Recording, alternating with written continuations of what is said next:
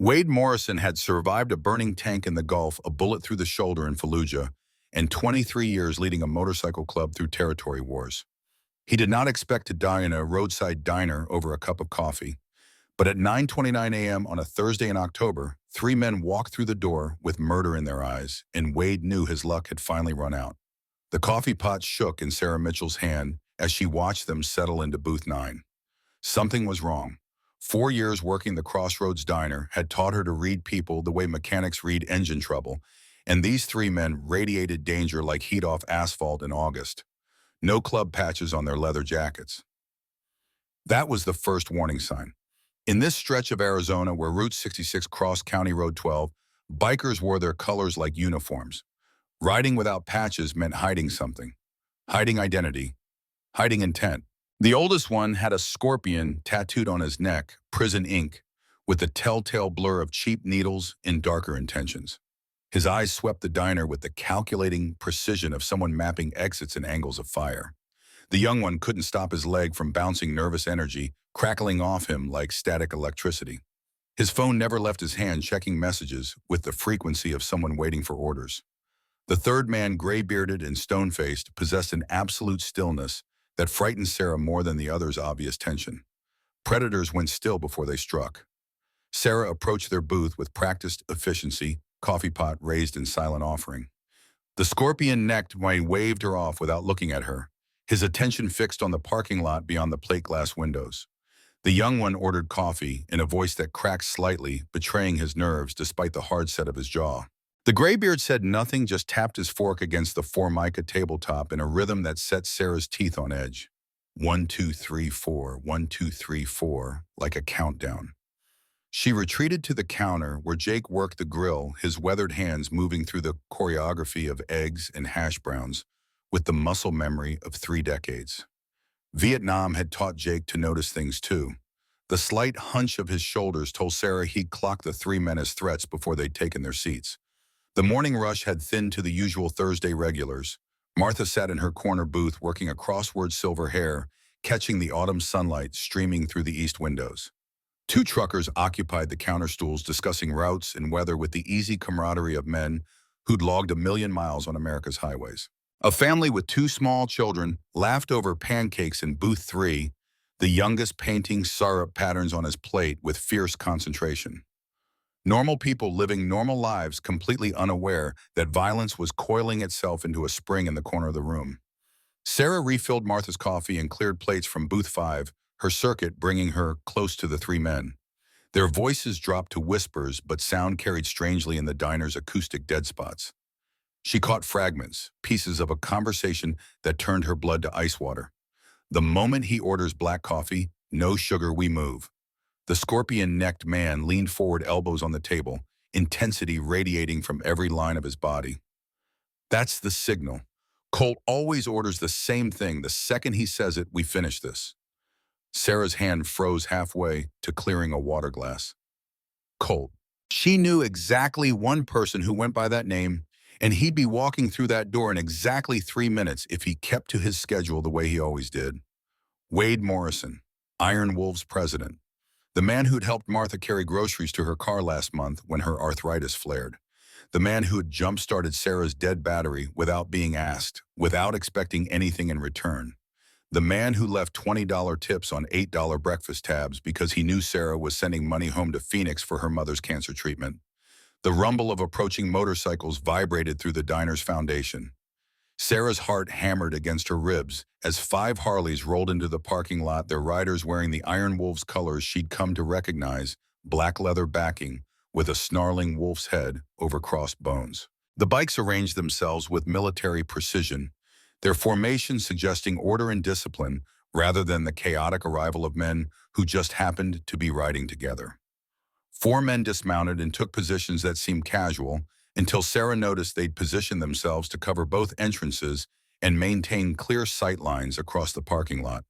The 5th rider, was the one who'd been leading the formation, swung off his bike with the careful economy of movement that spoke to old injuries healed but not forgotten.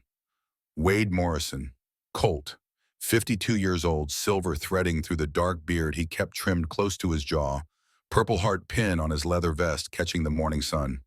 His eyes swept the parking lot once before he headed for the door. Those eyes that seemed to catalog and assess everything they touched. Sarah glanced at booth 9. The scorpion-necked man's hand had disappeared beneath his jacket. The young one's leg stopped bouncing, sudden stillness more alarming than the nervous energy. The graybeard's fork went silent against the tabletop. 3 men coiled tight, waiting for their moment. The door opened with the familiar jangle of the bell above the frame. Colt stepped through, bringing with him the scent of leather, an October morning, and motorcycle exhaust. He touched 2 fingers to his forehead in a casual salute toward Martha, who smiled and waved her pen at him. The 2 truckers nodded acknowledgement, the kind of respectful greeting men gave to someone they recognized as worth respecting. The family with the pancake painting children glanced up briefly before returning to their breakfast, untroubled by the presence of a man whose reputation preceded him by several counties in every direction.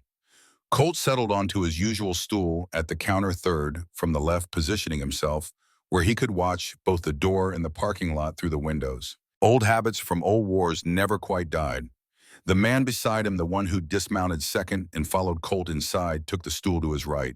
James Reynolds, Ghost, vice president of the Iron Wolves, and according to local knowledge, Colt's best friend since before most people in the diner had been born. The prosthetic fingers on his right hand were obvious in the morning light, 3 fingers replaced from the second knuckle with titanium and silicone that moved with unsettling precision. The hearing aid in his left ear was less obvious, but Sarah had noticed it during previous visits, the small device nearly invisible against his salt and pepper hair. Colt reached for the laminated menu card that stood between the napkin dispenser and the salt shaker, a gesture so habitual it bordered on ritual. Sarah knew he wouldn't actually read it. In 6 months of Thursday morning visits, he'd never once deviated from his order. Black coffee, no sugar, 2 eggs over easy. Toast wheat dry. The consistency had been charming at first, then endearing, and now it was about to get him killed. Sarah moved before conscious thought caught up with instinct. Her hand closed around the coffee pot, her feet carrying her toward the counter, with the smooth efficiency of someone who'd walked these same steps 10,000 times. To anyone watching, she was simply doing her job, refilling coffee, taking an order, being the invisible service worker that most customers never really saw. But Sarah saw everything. The way the scorpion-necked man's shoulders tensed, the way the young one's hand drifted toward his jacket, the way the graybeard's cold eyes tracked Colt's every movement with the focused intensity of a sniper acquiring a target. 10 seconds, maybe less. That's how long she had before Colt spoke the words that would trigger the trap. She reached his stool, coffee pot tilted in offering. Colt glanced up at her, and for one crystalline moment their eyes met. His were darker than she'd expected up close, brown like creek water, over stones carrying depths she hadn't noticed from across the diner. Intelligence lived in those eyes, and something else. Sadness, maybe. The kind of old grief that never quite healed, just settled into the bones and became part of the architecture of a person's soul. The menu card lay forgotten under his hand. His lips parted, the first syllable of his order forming. Sarah leaned forward, bringing her face close to his ear, the movement hidden by the angle of her body and the coffee pot she held between them and booth 9's sightline. Her lips barely moved, the words more breath than sound, intimate and urgent and desperate. Don't speak. They're here to kill you. Colt went absolutely still, not frozen, but controlled the sudden immobility of a soldier who just realized he was standing in a minefield. His hand on the counter didn't move, but Sarah saw his pupils dilate, saw the muscles in his jaw flex, once saw his eyes cut sideways toward booth 9 without moving his head. 3 seconds of absolute silence stretched like pulled wire. Then Colt's hand came up in a casual gesture, 2 fingers tapping once against the counter before dropping again. Ghost, who'd been perusing his own menu, went rigid. Whatever signal Colt had just given Ghost understood it perfectly. The easy warmth drained from Ghost's expression, replaced by a cold alertness that transformed him from friendly middle-aged biker to something far more dangerous. Colt shifted on his stool, the movement appearing relaxed and unhurried to anyone who wasn't reading the sudden tension in his shoulders. His voice came out easy, conversational, completely at odds with the predatory focus that had taken over his eyes. You know what, I'm not that hungry after all. Just the coffee for now. Sarah poured with hands that wanted to shake but somehow stayed steady. Steam rose from the cup, carrying the rich, bitter smell of dark roast. Colt wrapped his fingers around the ceramic, lifted it slightly, in what might have been thanks or acknowledgement, or something else entirely. Ghost stood the movement smooth and casual, and walked toward the restroom. His path took him past booth 9 close enough that he could have reached out and touched the scorpion-necked man's shoulder, close enough to count threats and assess weapons and measure reaction time. He didn't look directly at the three men, but Sarah saw his eyes track them in peripheral vision, saw the way his prosthetic hand flexed once as he passed. At booth 9, confusion rippled through the three men like wind through grass. The scorpion-necked man's eyes narrowed, darting between Colt and his phone and back again. The young one's legs started bouncing again, the nervous energy back and amplified. The graybeard's expression didn't change at all, but his fork resumed its rhythmic tapping. 1, 2, 3, 4, 1, 2, 3, 4, counting down to something, though what and when remained unclear. Colt sipped his coffee, the picture of a man with nothing more pressing on his mind than caffeine in the morning sun. But Sarah saw his eyes moving, tracking Ghost's path, marking the positions of the other Iron Wolves members, outside cataloging the three men in booth 9, and the civilians scattered through the diner who'd find themselves in a crossfire if bullets started flying. Martha laughed at something in her crossword puzzle, completely oblivious to the tension, singing through the room like a wire pulled too tight. The family's younger child knocked over his orange juice, and his mother dabbed at the spreading puddle with napkins, while the father flagged Sarah for a refill. Normal life continued around them while two groups of dangerous men sized each other up and calculated odds and waited for someone to make the first move. Ghost returned from the restroom, pausing beside Colt's stool.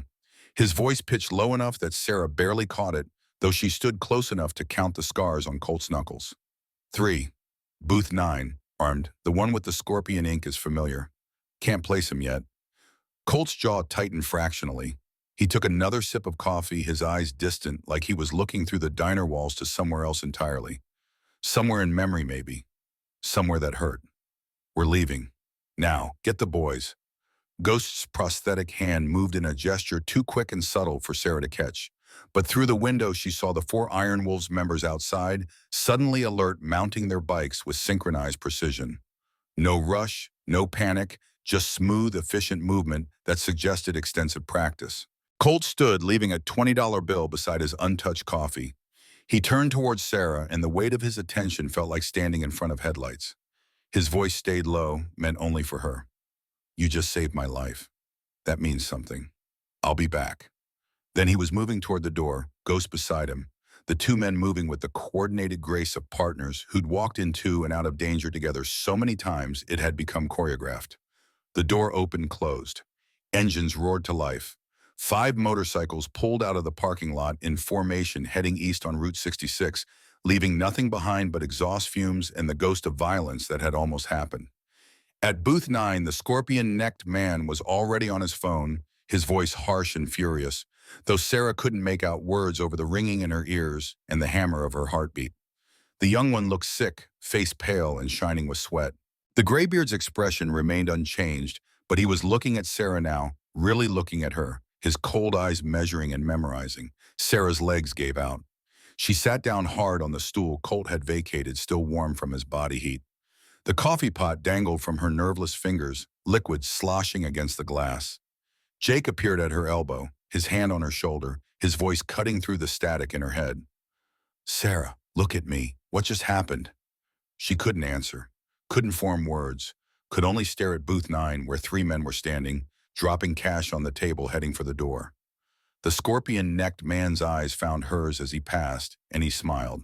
Not frustrated, not angry, pleased. Like she'd done exactly what he'd wanted her to do. Like she'd just made a terrible mistake without knowing it. The door jangled shut behind them. Through the window, Sarah watched a black Ford F-150 pull out of the parking lot, heading the opposite direction from the motorcycles. The young one was driving, the scorpion-necked man in the passenger seat with his phone pressed to his ear, the graybeard in the back with his hands folded in his lap and his eyes closed like he was praying or sleeping or calculating his next move. Jake's hand tightened on Sarah's shoulder. Kid, talk to me. What happened? Sarah finally found her voice, though it came out thin and distant like it belonged to someone else. I think I just stopped a murder. I think I just made enemies. I don't know how to fight. I think I just changed everything." Jake was quiet for a long moment, his eyes tracking the departing truck. When he spoke, his voice carried the weight of old experience, old wars, old choices that had seemed right at the time and haunted him later. "Then you'd better hope Wade Morrison is as honorable as people say. Because you're in his world now, whether you meant to be or not. To understand why Wade Morrison would risk everything for a waitress who saved his life, you need to understand the day he failed to save the person who mattered most. March 15th, 2 years earlier, the night Rebecca died. The conference room at the Iron Wolves compound smelled like stale coffee and cigarette smoke and the particular tension that came from grown men trying to solve problems that had no good solutions. Territory disputes never resolved themselves cleanly. The Desert Phantoms wanted access to Iron Wolves' northern routes for their legitimate transport business, a reasonable request complicated by the fact that Nevada Vipers also wanted those routes for considerably less legitimate purposes. Threading the needle between the two rival clubs' competing interests while maintaining Iron Wolves' neutrality required diplomacy, patience, and hour after hour of negotiation that felt like trying to defuse a bomb while wearing oven mitts. Colt sat at the head of the scarred oak table, Ghost to his right, other senior members arranged around the perimeter. Maps lay spread across the surface marked with highlighter and grease pencil, routes and territories, and overlap zones that needed careful navigation. The conversation had been going in circles for 90 minutes, everyone too proud or too paranoid to give ground, and Colt could feel a headache building behind his eyes. His phone buzzed. Rebecca, his daughter, his entire world, his reason for building something worth defending instead of just collecting grievances and enemies like so many men in this life did. He glanced at the screen. Text message, not a call. That meant it wasn't urgent. Probably asking for money or permission to stay over at a friend's house or some other routine teenage request that could wait 20 minutes. The phone buzzed again. Another text. Colt's thumb hovered over the screen, ready to open it, but Ghost was talking about routes through Sedona, and Marcus Thompson was arguing about liability, and someone else was asking about insurance coverage, and the moment slip had passed. "I'll call her back," Colt thought. 20 minutes.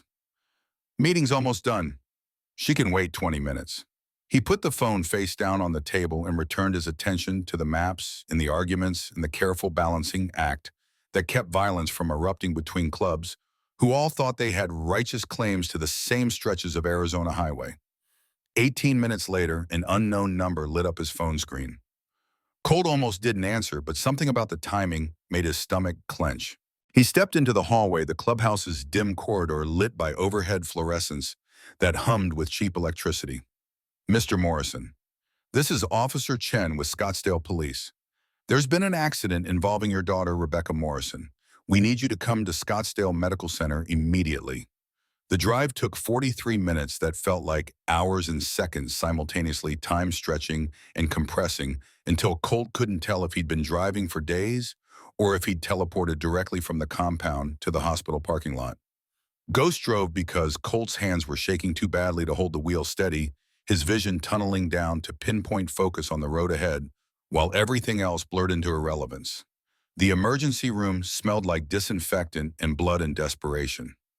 A doctor met them in the corridor, her scrubs marked with stains that might have been coffee or might have been something darker. Her words came through underwater, distorted and distant.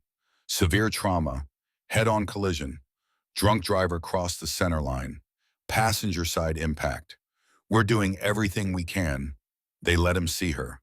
That was when Colt knew how bad it really was, because they only let family in when there was no hope left and what remained was saying goodbye. Rebecca lay on the gurney machines, breathing for her, tubes and wires connecting her body to equipment that beeped and hummed and measured the failing systems that had carried his daughter through 17 years of life. Her face was bruised, swollen wrong, but her eyes opened when he took her hand, and for just a moment, she was there, really there, looking at him with consciousness and recognition in something that might have been accusation. Her lips moved. The ventilator tube made speech impossible, but Colt had been reading his daughter's expressions since before she could walk. He knew what she was asking. "Where were you?" I called. "Why didn't you come?" The machines started screaming. Nurses rushed in, the doctor barking orders, everyone moving with choreographed urgency that Colt recognized from other emergencies, other moments when life hung by threads that were already fraying. They pushed him back out of the room into the hallway where Ghost caught him and held him upright while Colt's legs forgot how to work. Team of Death, 7 a.m. The doctor's voice flat and professional and already moving past this tragedy to the next one waiting in another room. I'm sorry for your loss. The funeral happened 3 days later. Julia Colt's ex-wife stood on the opposite side of the grave, her face a mask of grief and rage directed squarely at him. Rebecca's friends clustered in small groups, teenagers trying to process mortality, some crying, some blank-faced and shocked. Iron Wolves members lined up behind Colt, a wall of leather and loyalty that couldn't protect him from the one enemy that mattered, his own failure. Julia waited until the minister finished, until the first handful of dirt hit the coffin, until most of the mourners had drifted away toward their cars. Then she crossed to where Colt stood, still staring at the hole in the ground that held everything that mattered. She called you. Did you know that? She texted twice, then called. The party got weird, she said. Some boy brought vodka and people were drinking, and she felt uncomfortable, and she wanted her dad to come get her. Colt's throat closed.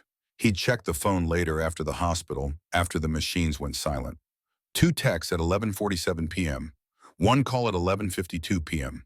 He'd been in that meeting arguing about territory and routes and meaningless bullshit while his daughter stood in a stranger's driveway waiting for rescue that never came.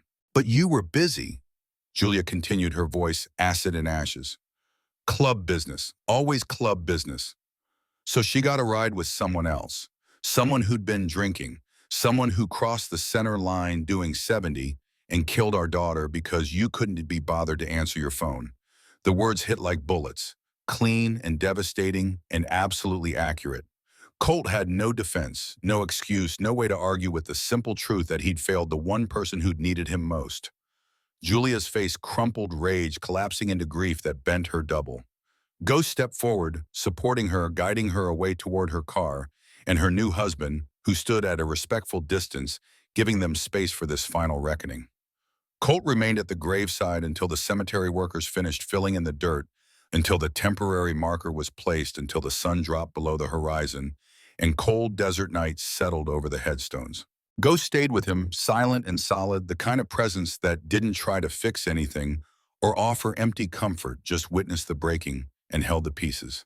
Finally, as stars emerged overhead and temperature dropped toward freezing, Colt spoke. I'm going to do better. I'm going to be better. Next time someone needs help, I'll be there. I'll answer. I won't fail again. Ghost's prosthetic hand settled on Colt's shoulder. Rebecca wouldn't want you carrying this forever, brother. Colt shook his head, slow and certain. This is mine to carry. Forever. That's the price. That's what I owe. 3 months after Rebecca's funeral, Julia finalized the divorce and moved to California with her new husband. The house Colt had shared with his family for 16 years sold to strangers who painted over Rebecca's room and tore out the garden where she'd grown tomatoes. Colt moved permanently into his quarters at the compound, converting Rebecca's bedroom furniture into a meditation space he rarely used except for those nights when sleep wouldn't come and memories wouldn't quiet. He planted a garden behind the clubhouse, working the soil with his hands, growing vegetables he distributed to club members' families. Therapy doc called it recognizing PTSD when he saw it. Penance, Colt thought, though he never said it aloud. Growing things, nurturing life, trying to balance the scales. The promise he'd made at graveside became his operating code. When Martha needed help with groceries, Colt was there. When Sarah's car battery died, Colt was there.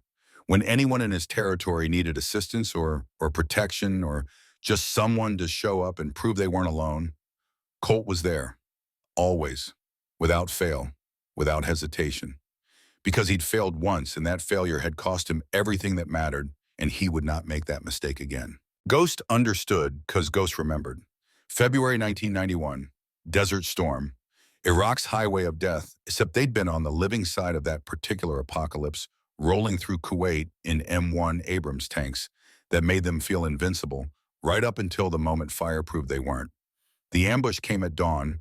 Iraqi forces dug into positions that American intelligence had sworn were abandoned. RPGs materialized from the smoke and sand, one of them finding Ghost's tank with the kind of precision that suggested either incredible luck or divine malice. The explosion tore through armor that was supposed to be impenetrable, turned steel into shrapnel, set fuel and ammunition cooking off in secondary blasts that transformed the tank into a crematorium on treads. Ghost crew bailed 3 men stumbling clear of the inferno. But Ghost's harness jammed damaged metal, refusing to release flames spreading across the hull toward the commander's position. Colt saw it from his own tank, saw Ghost struggling, saw death approaching, with the methodical certainty of fire-consuming oxygen. Standing orders were clear. Don't leave your vehicle during contact. Don't expose yourself to enemy fire. Let the burning tank's crew handle their own emergency. Commanders who played hero got killed and dead commanders couldn't lead their surviving crews. Colt left his tank anyway.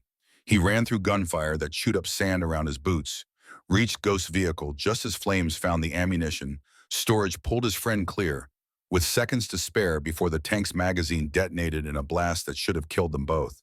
Shrapnel caught Ghost's right hand, tore through tissue, and bone destroyed fingers that would eventually be replaced with titanium and silicone. Concussive force ruptured Ghost's eardrum damage that would lead to partial deafness and a hearing aid worn for the next 33 years. But Ghost lived. They both lived. Colt dragged his friend 200 yards to cover the two of them collapsing behind a burned-out Iraqi position while their crews laid down suppressing fire and American aircraft turned the ambush positions into smoking craters. In the field hospital later, morphine making everything soft around the edges. Ghost gripped Colt's wrist with his undamaged hand. "I owe you everything. My life, everything." Colt shook his head. "You'd have done the same for me." Ghost's eyes serious and clear despite the drugs held his. "Yeah, I would. That's what brothers do. We save each other. Remember that. When you need saving, I'll be there. That's the debt. That's what we owe." 33 years later, that debt remained unpaid because Colt had never needed saving. He'd built the Iron Wolves into something stable and strong, led them through territory disputes and economic downturns, and the slow erosion of the old ways as clubs went legitimate or fell apart. He'd survived everything the world threw at him except his own failure to answer his daughter's phone call. Until this morning. Until a waitress he barely knew whispered a warning that stopped 3 bullets before they could fly. Until Ghost finally got his chance to repay a debt 3 decades old. The ride back to the compound took 20 minutes, 5 motorcycles moving at exactly the speed limit, nothing obvious enough to draw police attention. They pulled through the gates and parked in formation, engines cutting off in sequence.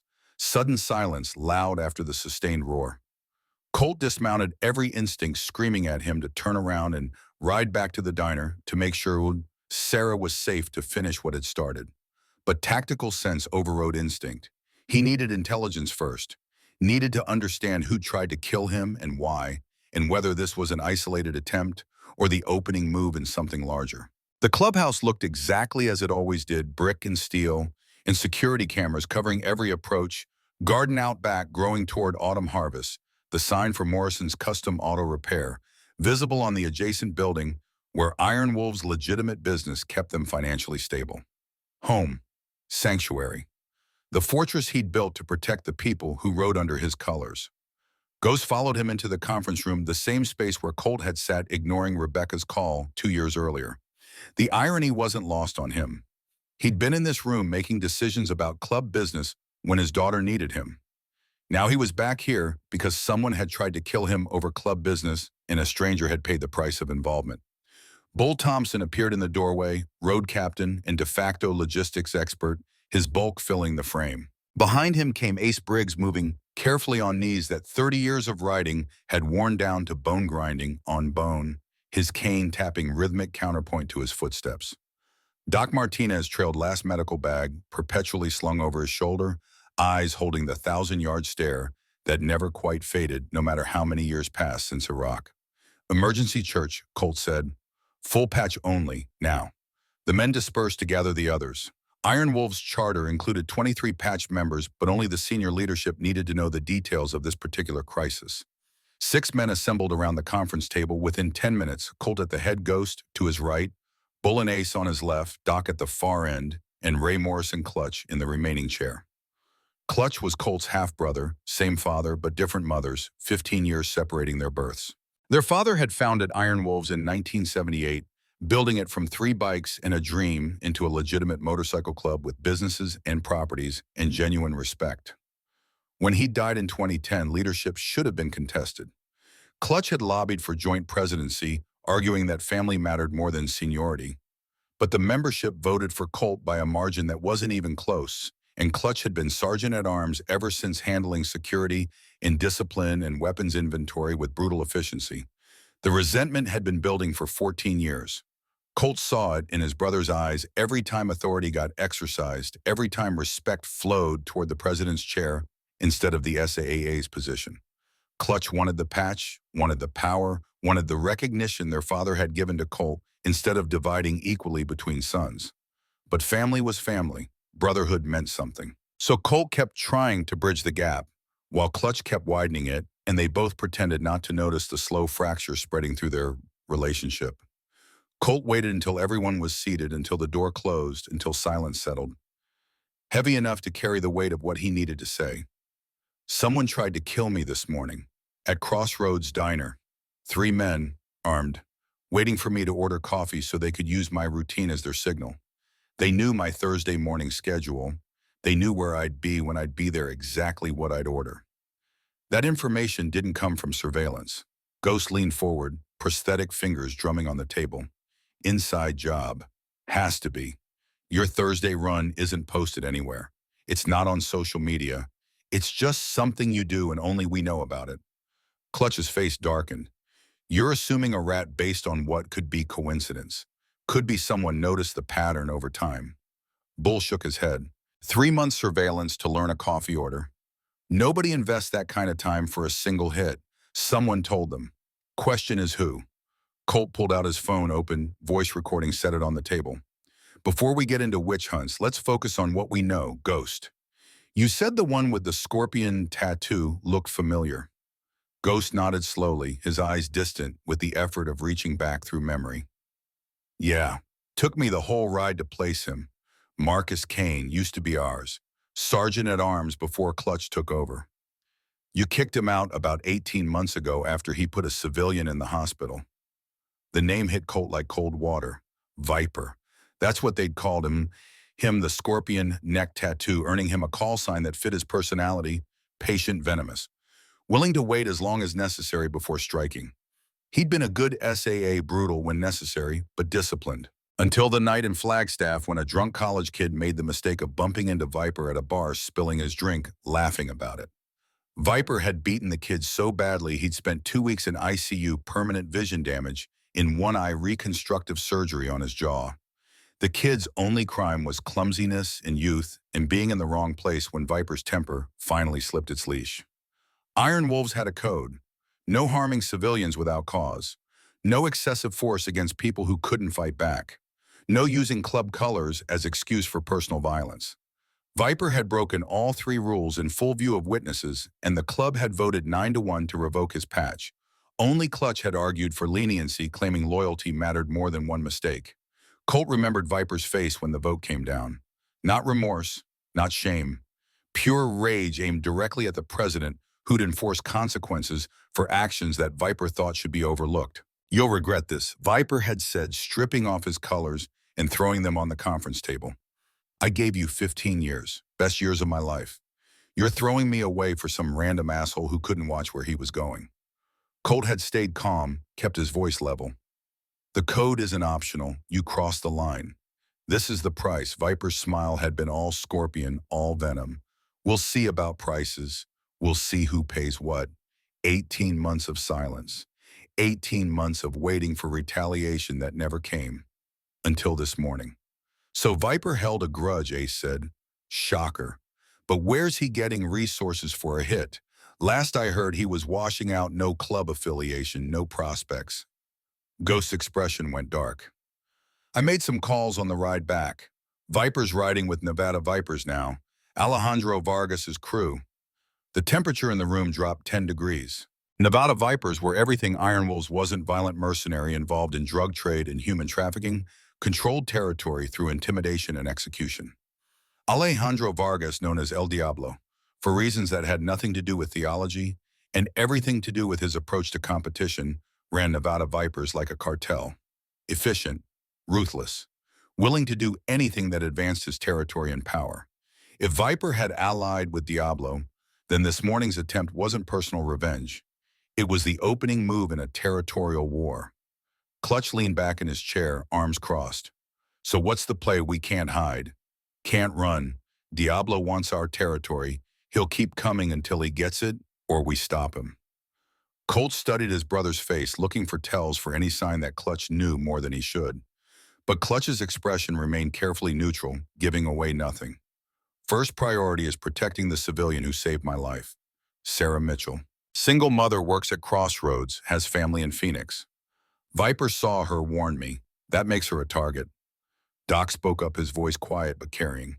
If Viper's smart, he'll use her as leverage. Grab her, use her to draw you out. Classic bait play.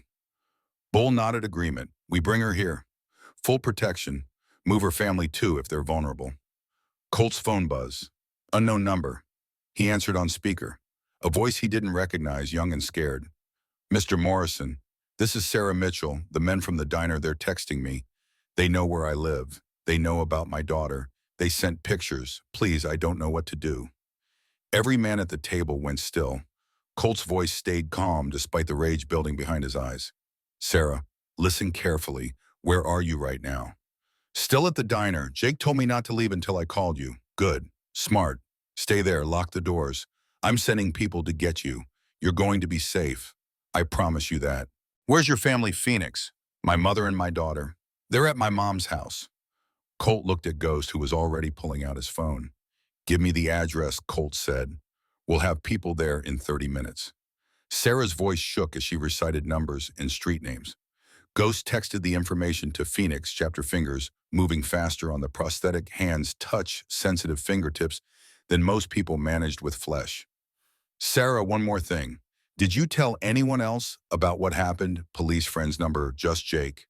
And now you. Keep it that way. Don't talk to police. Don't post on social media. Don't tell anyone anything. We'll handle this.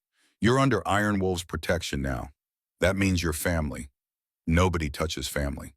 Silence on the other end of the line. Then quietly, I'm not part of your world. I can't be part of this. Colt's voice went gentle, the tone he'd used with Rebecca when she was scared and needed reassurance more than orders. You became part of this world the second you whispered, don't speak. You saved my life. Now I save yours. That's the code. That's what it means to be family. This isn't negotiable, Sarah. You're ours now. We protect what's ours. He ended the call and looked around the table. Bull takes 6 men to Crossroads. Bring Sarah here. Ghost coordinate with Phoenix chapter on extracting her mother and daughter. Ace, I want full security lockdown on the compound. Doc, prep the guest quarters. Clutch, inventory our weapons. If this goes sideways, we need to be ready for war. The men dispersed to their assignments. Only Ghost remained, his expression troubled. Boss, if Diablo's behind this, it's not just about revenge. He's been circling our territory for 2 years. This might be the excuse he's been waiting for. Hit you make it look like he's responding to aggression, justify a full takeover. Colt nodded slowly. I know. That's why we can't respond with immediate violence. We need intel first. Need to know Diablo's full strategy. Need leverage. Ghost's prosthetic hand flexed servos, whirring quietly. And if he forces our hand, if he comes at us before we're ready, then we fight. But smart, tactical. The way we were trained, Desert Storm rules superior position, superior intelligence, overwhelming force only when we have no other choice. Ghost stood to leave, then paused in the doorway. Brother, 33 years I've been waiting to repay that debt from Kuwait. Today you let a civilian protect you. Next time that's my job. That's what I owe. Don't forget that. After Ghost left, Colt sat alone in the conference room staring at maps that showed Iron Wolf's territory in careful detail. Routes and properties and businesses built over 23 years of leadership. Everything his father had started, everything Colt had expanded and defended and tried to make legitimate. Rebecca's voice echoed in memory. Dad, why didn't you come? Because I was here, baby. Because I was protecting. This, because I thought club business mattered more than one phone call. He'd been wrong then. Catastrophically, irredeemably wrong. But maybe he could be right this time. Maybe he could protect someone who needed it.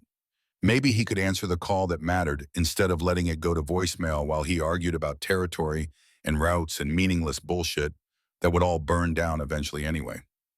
His phone buzzed again. Text from Bull. Package secured, Sarah's en route. Phoenix chapter has mother and daughter bringing them up tonight. All three safe. Colt exhaled slowly, tension releasing from shoulders that had been locked tight since the moment Sarah whispered her warning. She was safe. Her family was safe. That was something. That was a start. But Viper was still out there. Diablo was still circling. And somewhere in the complex web of this morning's attack was an informant who'd sold out their own club, their own brothers, for reasons Colt couldn't yet fathom.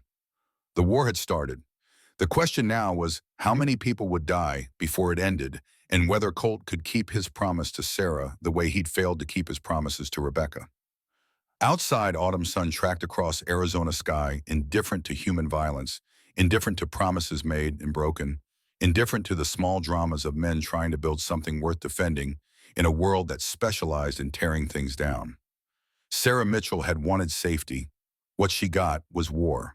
And Wade Morrison was about to teach her that sometimes the only way to protect the innocent is to become dangerous yourself. The compound gates closed behind Bull's truck with the finality of a prison door, except Sarah couldn't tell if she was being protected or imprisoned. The difference might not matter. She sat in the passenger seat, hands knotted in her lap, watching armed men move through the compound with military precision. This was not the world she understood. Diners and tips and making rent, those were the problems she knew how to solve. Motorcycle clubs and attempted murders and territorial wars existed in a different universe entirely, one she'd accidentally fallen into by whispering two words. Bull cut the engine, his bulk shifting in the driver's seat as he turned to face her. 55 years old, prison tattoos faded to blue-green shadows on his forearms, eyes that had seen too much violence to pretend the world was anything other than what it was. But his voice came out gentle, almost paternal. Nobody here is going to hurt you. I know this looks intimidating. Hell, it is intimidating. But you're family now. That means something to us, even if it doesn't mean anything to you yet. Sarah's throat closed around words that wouldn't form. Through the windshield, she could see the main clubhouse, brick and steel, and security cameras tracking every movement. Men in leather vests moved between buildings, their patches declaring allegiance to the snarling wolf that marked Iron Wolf's territory. A separate structure advertised Morrison's Custom Auto Repair, the legitimate business that apparently funded whatever else happened here. Gardens stretched behind the main building, vegetables growing in neat rows that seemed absurdly domestic against the fortified compound aesthetic. Bull opened his door, came around to Sarah's side, offered his hand like he was helping her out of a limousine instead of extracting her from protective custody. She took it because her legs had gone numb during the drive sensation creeping back in pins and needles as her feet hit gravel. The man who'd introduced himself as Ghost appeared in the clubhouse doorway, his prosthetic fingers catching autumn sunlight in brief metallic flashes. Behind him came an older man moving carefully on a cane and another with a medical bag, whose eyes held the particular distance Sarah recognized from her cousin, who'd done 3 tours in Afghanistan. Trauma left marks. These men wore theirs openly. Sarah Ghost said, his voice carrying the kind of authority that didn't need volume. Welcome to Iron Wolves. I know this isn't what you signed it up for, but you're safe here. Your family will be here tonight. Until we neutralize the threat, this is home. Sarah found her voice, though it came out smaller than she wanted. I have a job. Bills. I can't just disappear. Ghost exchanged glances with Bull, some silent communication passing between them. Jake's been informed you're taking emergency leave. Family medical situation. He understands even if he doesn't know details. Your rent's covered for next 3 months. Consider it hazard pay for saving the boss's life. The casual efficiency of it stunned Sarah into silence. These men had reorganized her entire life in the span of 2 hours, making decisions about her employment and finances without consultation, boxing her into dependence before she'd even agreed to accept help. The part of her that had been fiercely independent since her daughter's father had abandoned them at 19 wanted to rage against the presumption. But the part that had seen cold murder in those 3 men's eyes understood survival sometimes required accepting help from dangerous people. Colt emerged from the clubhouse, and Sarah's breath caught despite herself. In the diner, he'd seemed controlled, careful a man performing the role of friendly regular. Here in his own territory, surrounded by men who followed his orders, he was something else entirely. Dangerous, powerful, the kind of man who made decisions that got people killed or kept them alive and lived with both outcomes without flinching. He approached with the same economy of movement she'd noticed before, nothing wasted, every step purposeful. When he stopped in front of her, his eyes held hers with an intensity that felt like being X-rayed. "You saved my life. That creates bonds that don't break easily in my world. I know you don't understand the rules yet. I know this is terrifying, but I keep my promises, Sarah. I promised you'd be safe, your family would be safe. I will die before I let that promise break." Something in his voice, some bedrock certainty beneath the words, made Sarah believe him. This was a man who'd failed someone once and built his entire existence around never failing again. She didn't know the details yet, didn't understand what drove him, but she recognized the shape of old guilt, old grief, old determination to make amends for sins that couldn't be undone. "What happens now?" Colt glanced at Ghost, who nodded once. "Now you wait while we gather intelligence. Your mother and daughter arrive tonight. Tomorrow we start teaching you how to protect yourself. Day after we figure out who's coordinating this attack and we end it." Sarah's hands were shaking. She shoved them in her jacket pockets. "I don't know how to be part of this world." Colt's expression softened fractionally. "Nobody does at first. But you learn. We'll teach you. Come on, I'll show you where you'll be staying." The guest quarters occupied a separate building behind the main clubhouse, 2 bedrooms, and a living area that felt more like a small apartment than prisoner housing. The furniture was simple but clean, the kitchenette stocked with basics, the bathroom supplied with toiletries still in packaging. One bedroom held a double bed and dresser. The other had been set up for a child, complete with stuffed animals arranged on the pillow and a bookshelf filled with young adult novels. Sarah stared at the children's room, emotion threatening to overwhelm her, carefully maintained control. "How did you know?" Colt stood in the doorway, hands in his pockets. "Ghost called ahead, had people pick up supplies. My daughter was 8 at once. I remember what she liked at that age. Was. Past tense." Sarah heard the weight behind that single syllable, the universe of loss compressed into 2 letters. "I'm sorry." Colt's jaw tightened. "Me too. Every day. But that's why I know what matters. Why I won't let anything happen to Lily. Or your mother. Or you." He turned to leave, paused at the threshold. "There's a photo on the dresser in your room. Rebecca. My daughter. She died 2 years ago because I wasn't there when she needed me. I was in a meeting arguing about territory. She called for a ride home. I didn't answer. She got in a car with someone who'd been drinking. She died because I chose club business over my child." Sarah's heart broke for this dangerous man carrying impossible grief. "You couldn't have known." Colt looked back at her, his eyes holding oceans of regret.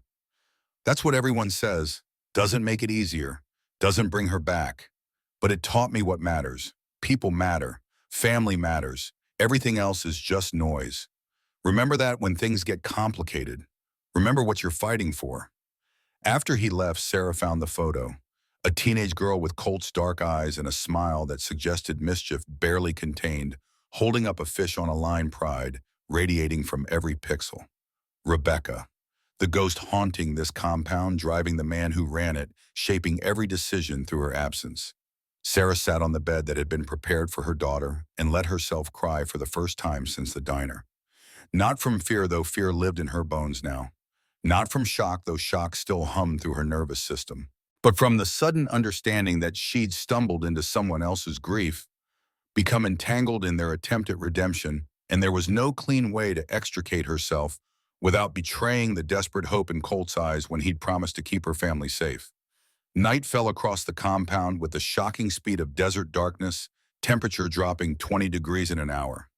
Sarah stood at the window, watching men move between buildings, their shadows stretching long in halogen security lights. Somewhere out there, 3 men were planning her death, or her capture, or whatever strategic value a waitress held in motorcycle club politics.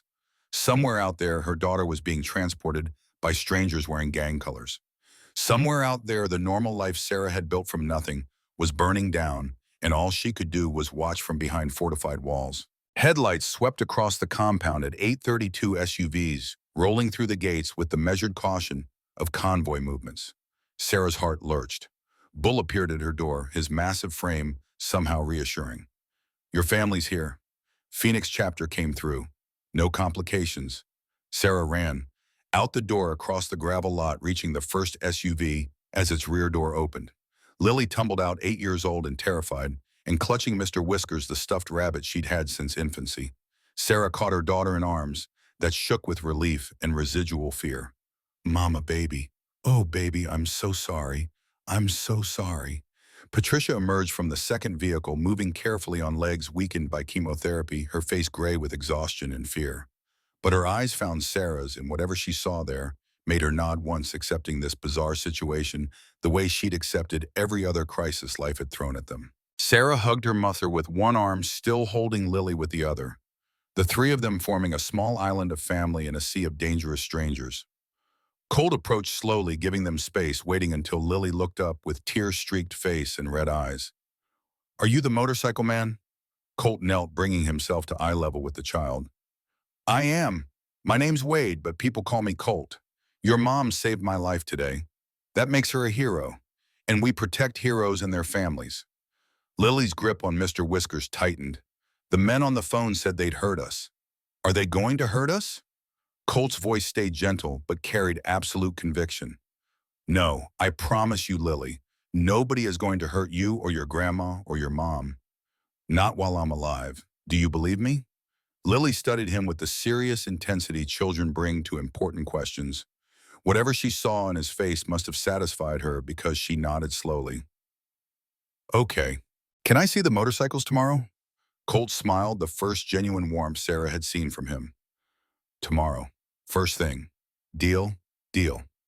Patricia caught Sarah's eye, the silent conversation between mother and daughter requiring no words. Are we safe? Sarah nodded. As safe as we can be. Patricia's expression said she'd reserve judgment, but would trust Sarah's assessment for now. They settled into the guest quarters with the surreal domesticity of refugees adapting to temporary shelter. Patricia took the master bedroom, insisting Sarah and Lily share the second room the way they had during the worst financial stretches when apartment space was measured by what they could afford rather than what they needed. Lily explored with the resilient curiosity of childhood, finding books and stuffed animals and a small TV with streaming services already configured. Sarah made sandwiches from the supplies in the kitchenette, her hands moving through familiar motions while her mind spun through impossible scenarios. How long would they be here? What happened if Colt couldn't stop the men hunting them? What kind of life was she condemning? Lily to this world of violence and leather, and men who solve problems with tactics instead of conversation. A knock on the door after 9 o'clock. Sarah tensed, but it was only Ghost carrying a wireless router and what looked like a tablet. Figured Lily might want to stay connected with school friends. We set up secure Wi-Fi routes through VPN untraceable. She can video chat, do homework, whatever keeps her routine normal. The thoughtfulness stunned Sarah. Thank you, you didn't have to do that. Ghost's expression stayed neutral, but something softened around his eyes. Colt's daughter was a year older than Lily when she died. He remembers what matters to kids that age. Connection. Normalcy. Feeling like the world hasn't completely ended, even when adults are terrified. He set up the equipment with practiced efficiency, showed Sarah how to access safe websites, left a card with phone numbers for emergencies. You need anything day or night, you call. Someone will answer. Someone will come. That's the promise. After he left, Sarah sat on the couch watching Lily video chat with her best friend, 8-year-old conversation about nothing and everything, the blessed ordinary concerns of homework and crushes and whether horses or dolphins were cooler. Patricia settled beside Sarah, her thin hand finding her daughter's. Tell me the truth. How bad is this? Sarah kept her voice low enough that Lily wouldn't overhear. 3 men tried to kill the club president. I warned him. Now they're targeting me to draw him out. These people, the Iron Wolves, they're protecting us. But I don't know how this ends. Patricia was quiet for a long moment, watching her granddaughter's animated face. Your father ran when things got hard, when I got pregnant with you, when bills piled up, when life required showing up. He ran. These people, these dangerous men in their leather, in their fortress, they showed up. They're here. That counts for something. Sarah thought about Colt's grief, Ghost's loyalty, Bull's gentleness despite his size. Complicated men in a complicated world trying to live by codes that made sense to them, even when those codes led to violence. Yeah, it counts for something. I just wish I knew what. Morning arrived with desert sun burning away the night's cold temperature, climbing toward the mid-70s by 8 a.m. Sarah woke to find Lily already dressed and waiting by the window, Mr. Whiskers tucked under one arm. Is it tomorrow yet? Can we see the motorcycles now? Sarah dressed quickly, checked on Patricia, who was sleeping deeply for the first time in weeks, according to the peaceful set of her features. They emerged into compound morning, the place transformed by daylight from threatening fortress to something almost normal. Men worked on bikes in the open garage, tools clanging classic rock, playing from speakers. The smell of coffee and bacon drifted from the clubhouse kitchen.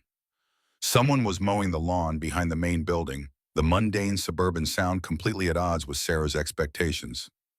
Colt appeared from the garage, grease staining his hands, looking more like a mechanic than a criminal. He wiped his palms on a rag, smiled at Lily. Ready for that tour? Lily nodded enthusiastically, her fear from last night apparently forgotten or suppressed beneath childhood's remarkable capacity for adaptation. Colt led them through the garage, explaining different bike models with the enthusiasm of someone who genuinely loved the machines. Lily asked a million questions about speeds and gears and why some bikes were loud and others quiet. Sarah watched her daughter's face light up with interest, watched Colt's expression soften as he answered each question with patience and detail.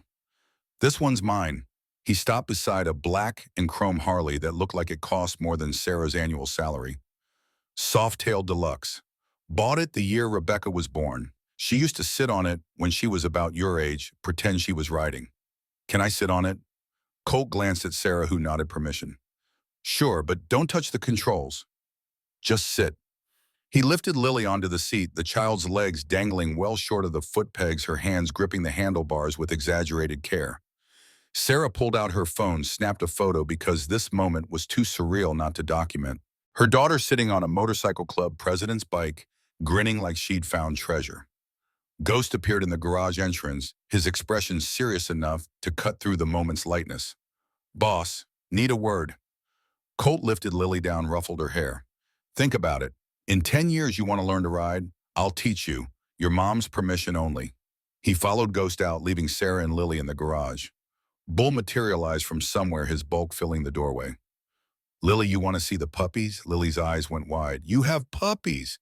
6 of them, rescue dogs, all different breeds. They're out back in the kennel. Lily looked at Sarah with pleading desperation. Please go. Stay with Bull. Don't wander off. Bull extended his massive hand and Lily took it without hesitation, already asking questions about the dogs' names and ages and favorite toys. They disappeared toward the back of the compound, leaving Sarah alone in the garage, surrounded by machines that represented freedom to their riders and danger to everyone else. She followed the direction Colt and Ghost had gone, not quite eavesdropping, but not quite respecting privacy either. They stood near the clubhouse entrance, voices low but carrying. Intel from Las Vegas. Viper's been seen at Nevada Viper's clubhouse. Diablo's hosting him personally. That's not just sanctuary. That's endorsement. Means this is sanctioned, not just personal revenge. Colt's jaw tightened. What else? Chatter suggests Diablo's planning something big. Anniversary run Demons Run rally. 3 weeks. Every major club in the Southwest will be there. Neutral ground, traditional truce. But perfect cover for an operation if you're willing to violate the rules. Demons Run. Sarah had heard of it, massive motorcycle rally that drew thousands of riders annually.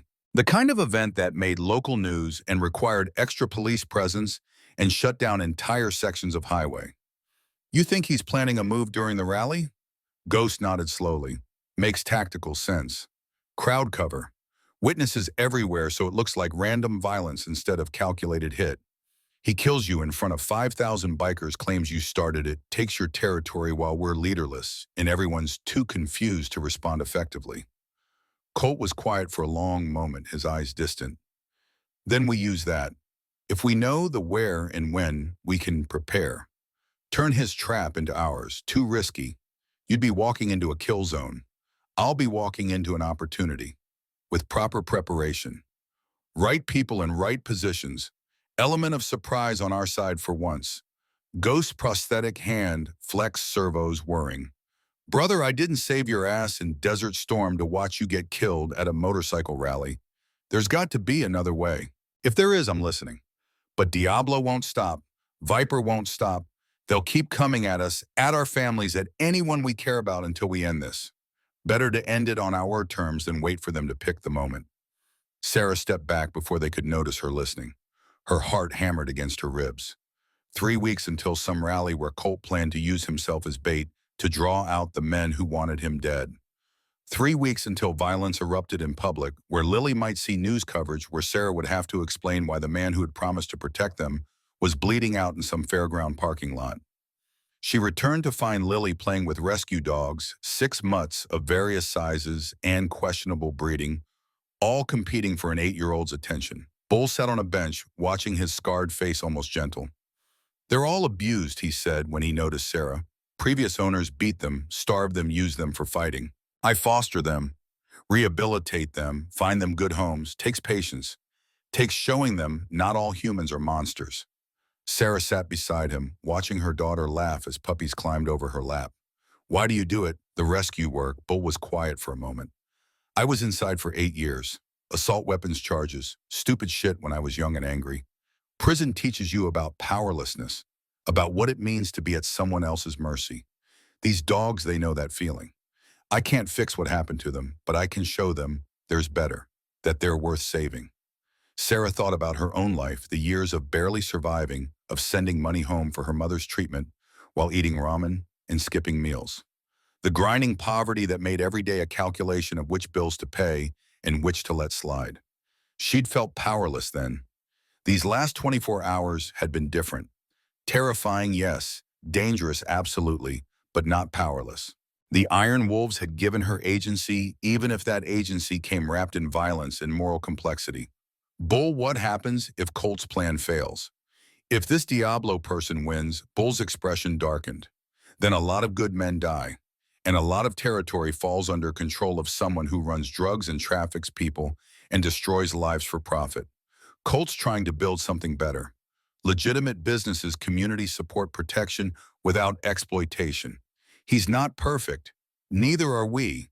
But we're trying. That counts. Does it count? I mean, when you've done terrible things, when you've hurt people, does trying to be better actually matter? Bull looked at her directly. "You asking about us or about yourself?" Sarah's throat tightened. "I watched 3 men plan a murder, and I stopped it by whispering 2 words. Now they want to kill me and my family.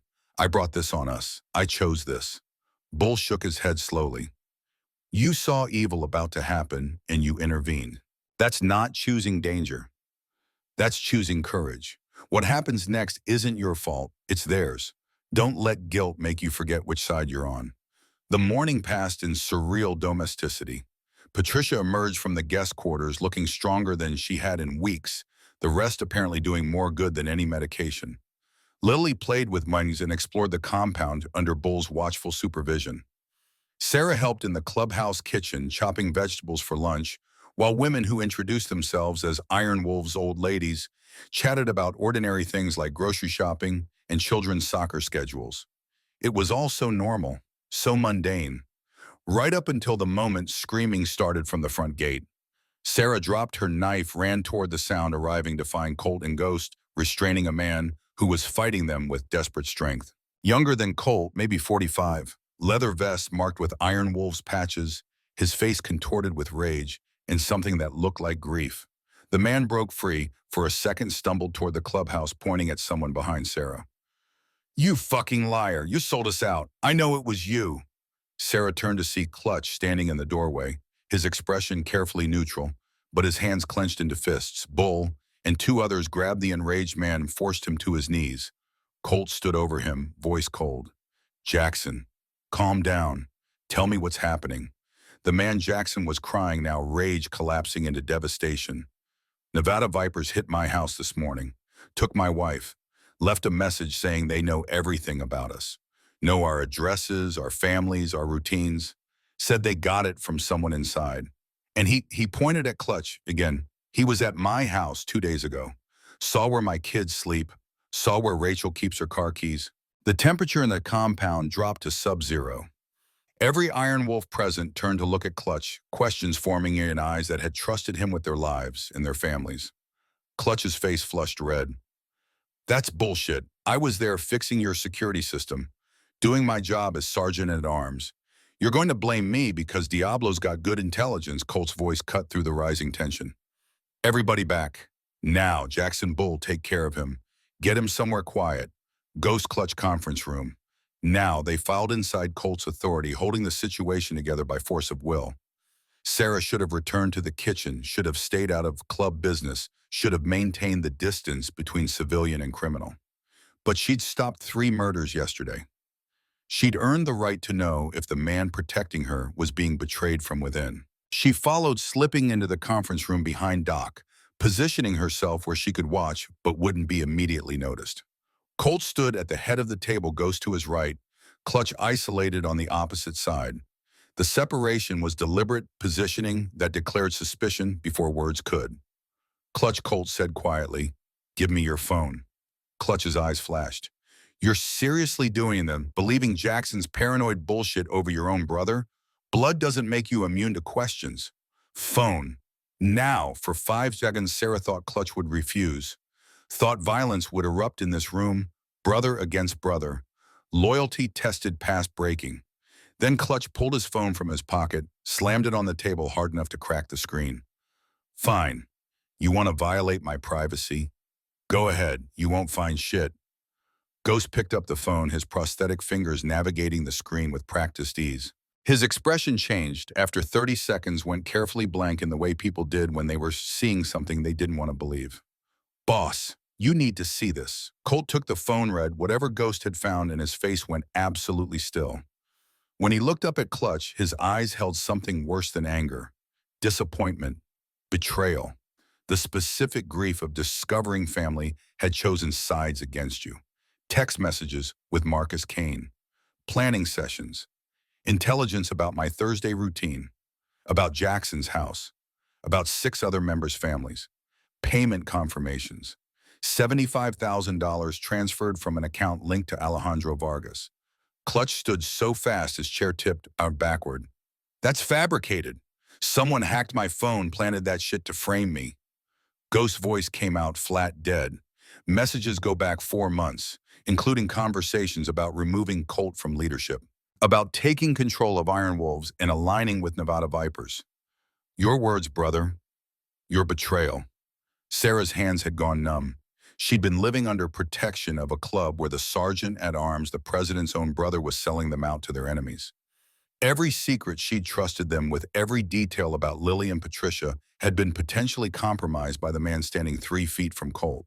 Clutch's expression cycled through denial, rage, calculation, finally settling on bitter defiance. "You want to know why? Fine, I'll tell you why. 20 years I've given this club. 20 years riding under your leadership while you made decisions like you were God. Dad founded Iron Wolves, and when he died, it should have been shared. Brothers leading together. But no, the precious Gulf War hero gets the president patch while his little brother gets sergeant at arms like a consolation prize." Colt's voice stayed level despite fury burning behind his eyes. "Dad chose me because I put the club first. You just proved why you'll never sit in this chair.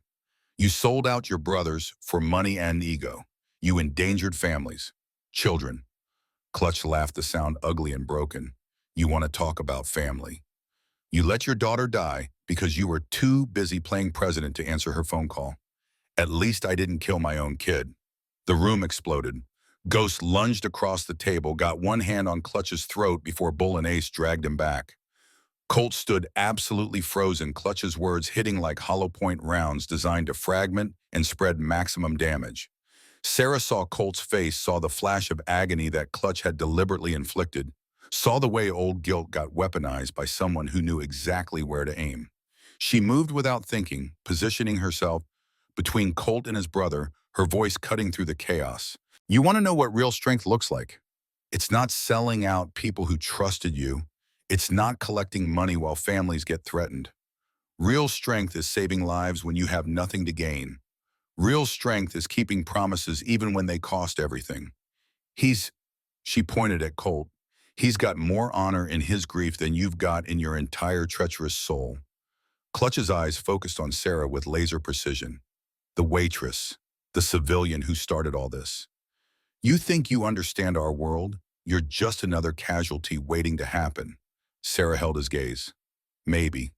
But I'll be a casualty who chose the right side. What will you be? Ghost had regained control, his voice icy. Church vote. Clutch Morrison, you're charged with betraying your club, selling intelligence to enemies endangering brothers and their families. Traditional penalty is death. All in favor. Hands rose around the table. Everyone except Colt, who stood with arms at his sides, staring at his brother with an expression Sarah couldn't read. Boss Ghost prompted gently. Colt's voice came out rough. He's still my brother, still family, even if he forgot what that means. I won't vote for his execution. Then what? Clutch spat. You're going to let me walk? No. You're going to tell us everything. Every detail of Diablo's operation. Every plan, every timeline, every weakness. Then you're going out in bad standing.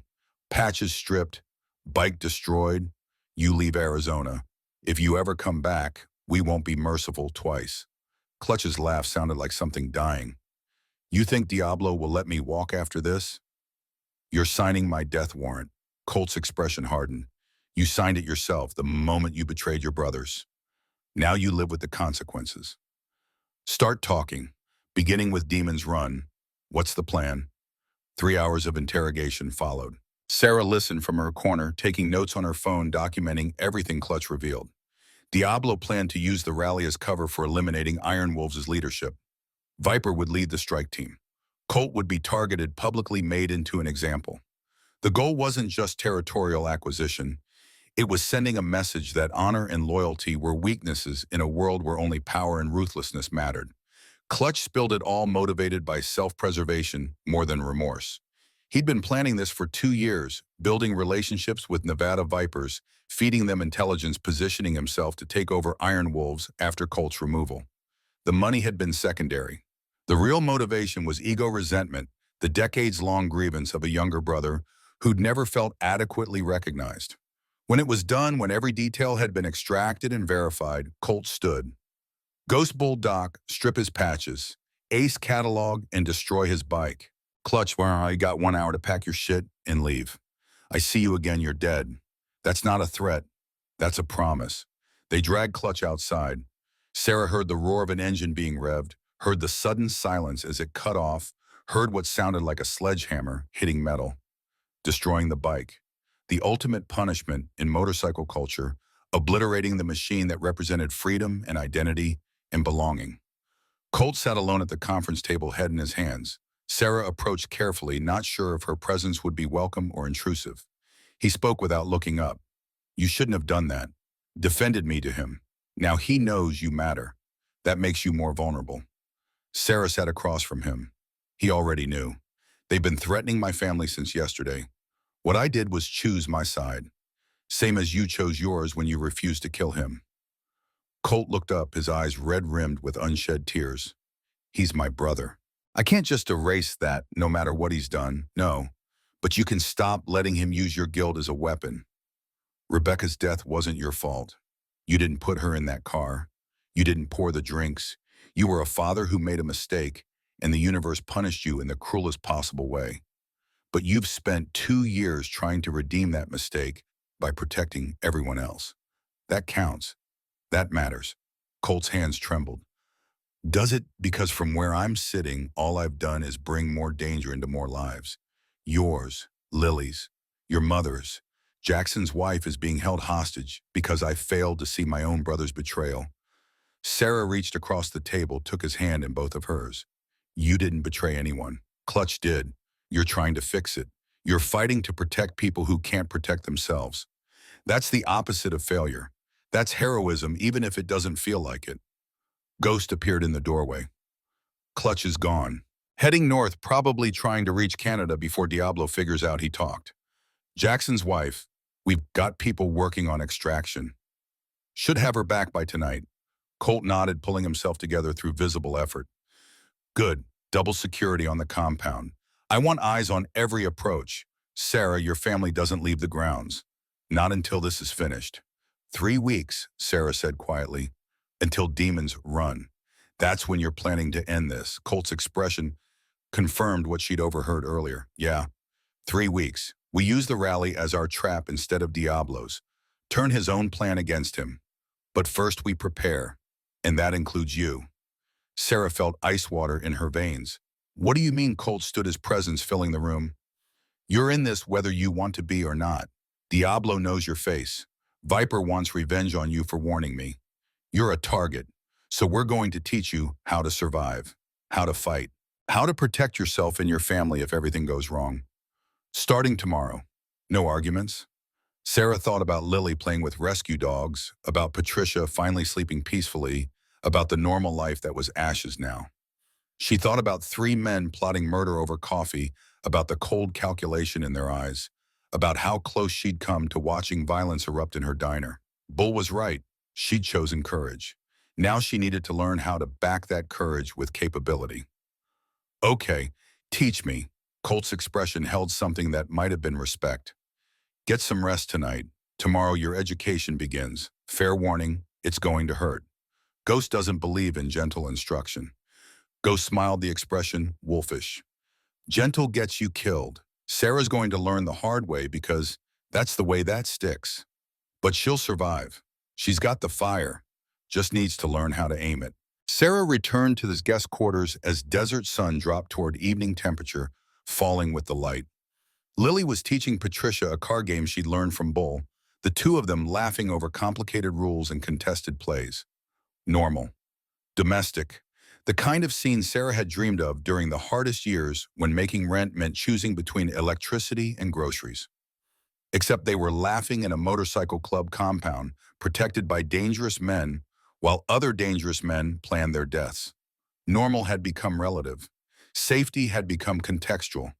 And Sarah had 3 weeks to learn how to fight in a world where fighting might be the only thing that kept her family alive.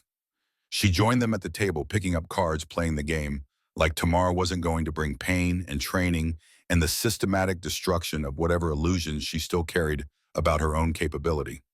Lily leaned against her side, warm and trusting. Patricia's hand found hers across the table, squeeze of solidarity and shared determination. They would survive this. Somehow. Because the alternative was unthinkable, and Sarah Mitchell had never let the unthinkable stop her from protecting what mattered. Outside the compound, settled into night watch, armed men taking positions, security systems activated, a fortress preparing for siege. And somewhere in the darkness beyond the walls, enemies planned their moves while allies gathered intelligence, and 3 weeks counted down toward violence that would determine whether honor or ruthlessness ruled this stretch of Arizona desert. Morning arrived with the kind of brutal clarity that desert landscapes specialized in, shadows sharp as broken glass, air cold enough to sting lungs before the sun climbed high enough to punish exposed skin. Sarah stood in the compound's training yard at 6 a.m., watching Ghost wrap his hands with tape that had seen enough use to qualify as veteran equipment. Bull stretched nearby, his bulk moving through warm-up exercises that looked gentle until Sarah noticed the precision, the controlled power behind each movement. Doc leaned against the fence, observing medical bag at his feet, his presence both reassuring and ominous. Men didn't bring medics to easy training sessions. Ghost finished taping, flexed his prosthetic fingers, looked at Sarah with eyes that held no sympathy. Rule 1, pain is information. Your body telling you something's wrong. Don't ignore it, but don't let it stop you either. Rule 2, fights end fast. Real violence isn't choreographed. It's ugly, desperate, over in seconds. Rule 3, you fight to survive, not to win. Survival means doing whatever keeps you breathing. Winning is a luxury you can't afford. Sarah's stomach twisted, but she nodded. Lily was still sleeping, Patricia watching her, both of them safe behind walls and armed guards. That was what mattered. Not Sarah's comfort, not her fear, just keeping them alive. Show me how you'd defend yourself if someone grabbed you. Ghost moved faster than Sarah expected, his hand closing around her wrist with pressure that locked her bones. Instinct made her pull back, trying to yank free. Ghost's grip didn't budge. Pulling away is natural, also useless against someone stronger. Try again. Sarah pulled harder, desperation leaking into the attempt. Ghost held steady, immovable. You're trying to overpower me. Can't be done. I'm bigger, stronger, trained. You need to think different. Where am I vulnerable? Sarah's mind raced, adrenaline making thought difficult. Your eyes, throat ghost smiled predatory. Better, but you're still grabbed. Can't reach my face if I'm controlling your arm. Think closer. What body parts are you already near? Sarah looked down at their connected limbs, saw Ghost's exposed hand, his fingers wrapped around her wrist. Your hand. Ghost released her step back. Exactly. Someone grabs you, they're giving you a target. Fingers break easy, thumbs especially. Grab, twist, pull back. Most people let go when bones start grinding.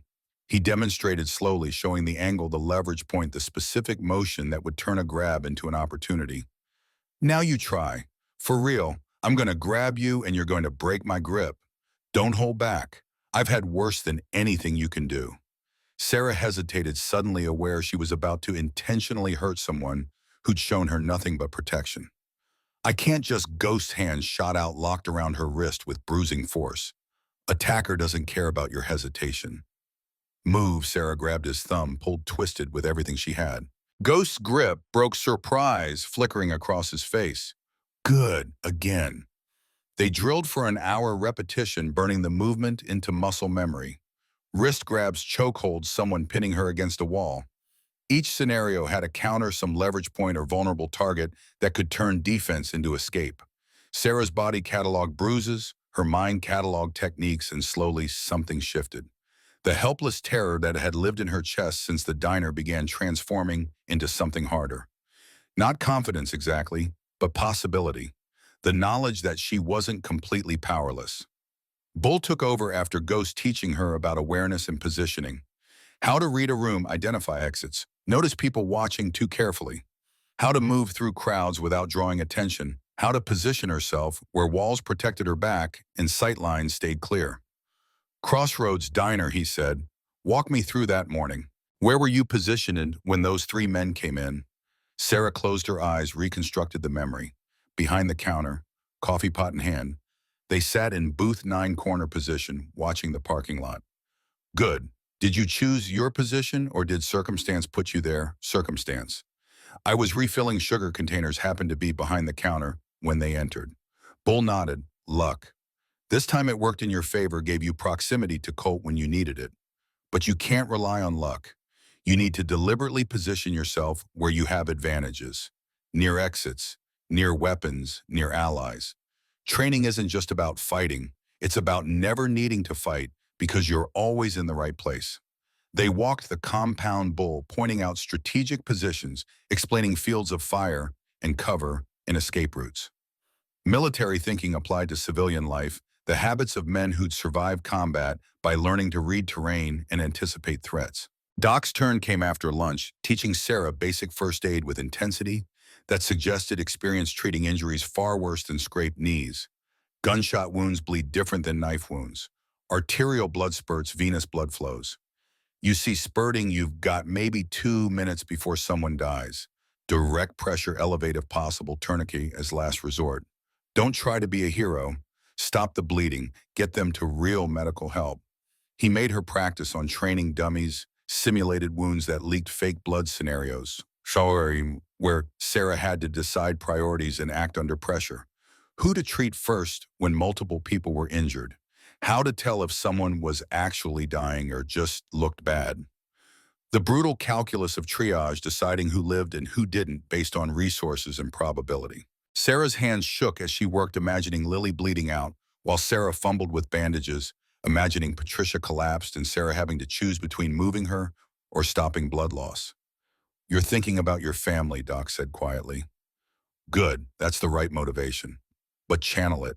Fear makes you freeze or panic. Purpose makes you move. Remember why you're learning this, not to prepare for tragedy, to prevent it. 3 days of training passed in exhausted blur. Sarah woke before dawn, trained until her body screamed, protest ate mechanically, returned to training, collapsed into sleep so deep that dreams couldn't penetrate. Lily asked questions about the bruises blooming across Sarah's arms. Patricia watched with worried eyes but said nothing, understanding that sometimes survival required pushing past comfort into capability. Colt observed from distance, never interfering, occasionally nodding approval, when Sarah executed a technique correctly. His presence was both reassuring and pressure reminder that he'd staked his reputation on protecting her. That failure meant more than just her death. It meant his promise breaking another person he couldn't save, another ghost joining Rebecca in haunting him. On the fourth day, Ghost announced they were moving to weapons training. Firearms aren't magic. They're tools, dangerous tools that require respect and training. Most people who carry guns have never been in a situation where they actually need to use them. If you ever have to pull that trigger, it means everything else failed. Understand? Sarah nodded, throat dry. The range occupied the compound's far corner berms and targets set up with professional precision. Ghost handed her a Glock 19, smaller than the weapons she'd seen in movies, heavier than she'd expected.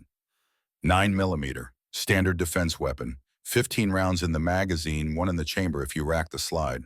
Safety is here, trigger discipline is everything. You never point this at anything you're not willing to destroy. You never put your finger on the trigger until you're ready to fire. These aren't suggestions. These are absolute rules. He demonstrated stance, grip, sight alignment, made Sarah repeat the motions empty-handed until muscle memory took over, then loaded the weapon, stepped back, let her fire at paper targets 20 feet away. The first shot surprised her recoil and noise, and the sudden understanding that she just sent a piece of metal down range at speeds that could end life. Her hand shook. The target remained unmarked, her shot going wide. Again, control your breathing. Squeeze, don't pull. Anticipating recoil makes you jerk the shot. Sarah fired again, missed again. Frustration built the same helpless anger she'd felt during those years of poverty, when no matter how hard she worked, bills kept piling up and progress stayed out of reach. Ghost's hand on her shoulder, firm, but not unkind. You're thinking too much. Fighting yourself. Stop trying to control everything. Just breathe, a line squeeze. Let the weapon do its job. Sarah closed her eyes, centered herself the way Bull had taught, breathed, opened her eyes, acquired sight picture, squeezed the trigger, like Ghost said, instead of pulling. The target's center mass showed a new hole. There. Ghost's voice held satisfaction. That's the difference. Trust your training. Your body knows what to do if your mind stops interfering. By the end of the session, Sarah was hitting center mass 7 times out of 15. Not great, but better than nothing. Better than being completely helpless when violence came. Colt appeared as they were cleaning weapons, his presence commanding attention without demanding it. You're doing good, better than most people after 4 days. But understanding mechanics isn't enough. You need to know when to use what you've learned. And when to run. Sarah looked up from the Glock. She was field stripping under Ghost's supervision. How do I know the difference? Colt sat on the bench beside her, his voice quiet enough that only she could hear. You run when running keeps your family safe. You fight when fighting buys them time to escape. You never fight to prove something, or because you're angry, or because someone hurt your pride. Those are ego decisions. Ego gets you killed. You fight for one reason only, because there's no other choice left.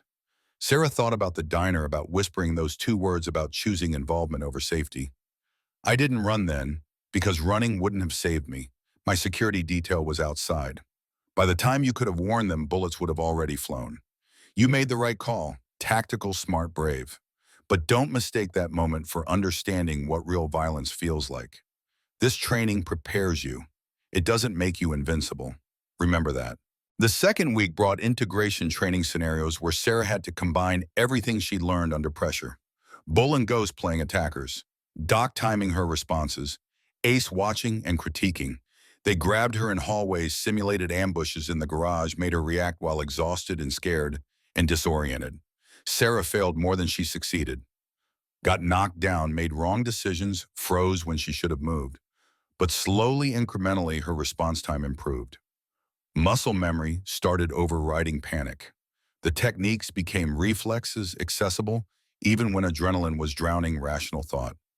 Lily watched some of the training, her 8-year-old face serious as she saw her mother learning violence. Sarah worried about the psychological impact, about normalizing brutality to a child who should be thinking about dolls and cartoons and homework. But Lily's question, asked quietly while they ate dinner on day 9, suggested a different understanding. Mama, if someone tries to hurt us, will you be able to stop them? Sarah met her daughter's eyes, refusing to lie. I'm learning how. I'm not perfect. I'm not some superhero. But I'm trying to be strong enough to protect you. That's all I can promise. Lily nodded, satisfied with honesty. Uncle Bull says you're brave, says most people wouldn't even try to learn fighting. They just stay scared. Sarah felt emotion threaten her composure. I am scared, baby. Terrified, actually. But being brave doesn't mean not being scared. It means being scared and doing what needs doing anyway. That night, Sarah found Colt in his garden working soil by moonlight, the way he apparently did when sleep wouldn't come. She'd learned his patterns over 2 weeks of proximity, morning workouts, meetings with club members, maintenance work in the garage, evenings spent in this garden growing things that would feed people instead of hurting them. He looked up as she approached, dirt staining his hands, exhaustion evident in the set of his shoulders. Can't sleep, too wired. Too much adrenaline from training. Thought I'd walk it off. Colt gestured to the empty space beside him. Invitation to sit. Sarah lowered herself to the ground, her body cataloging the day's new bruises and strains. You're doing well. Ghost says you've got natural instincts. Bull says your awareness has improved significantly. Doc says you stay calm under pressure better than some combat veterans he's treated. Sarah managed a tired laugh. They're being generous. I feel like I'm stumbling through everything, barely staying ahead of failure.